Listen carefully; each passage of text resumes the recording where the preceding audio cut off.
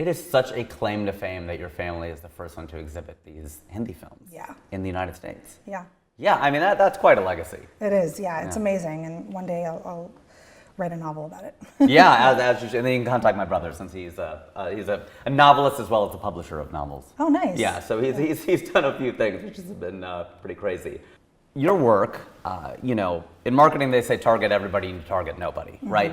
Your work, you have St. Louis Superman, which is a documentary about a black man in St. Louis, of course, in Missouri. State representative in Missouri, the Show Me State. Yeah. And then you also have done a lot of things that are in the Desi space, the South Asian space, et cetera. So you're not limited only to the Desi space. But that said, knowing that your work will be seen globally by people that are not South Asian, how does that influence the projects you choose and the approach that you take when you direct to produce?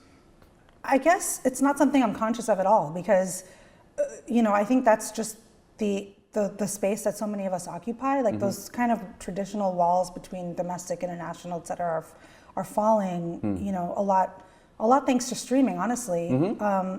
And even just as a person, I am Indian, I'm American, I'm a woman, I'm a human being, a millennial, like a human being in this world.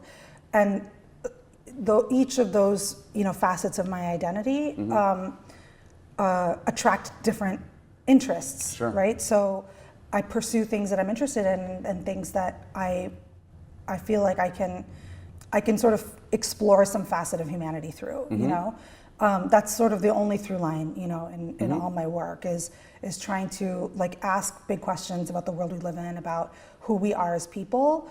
And I can do that through a dating show, or I can do that through, an arty, documentary.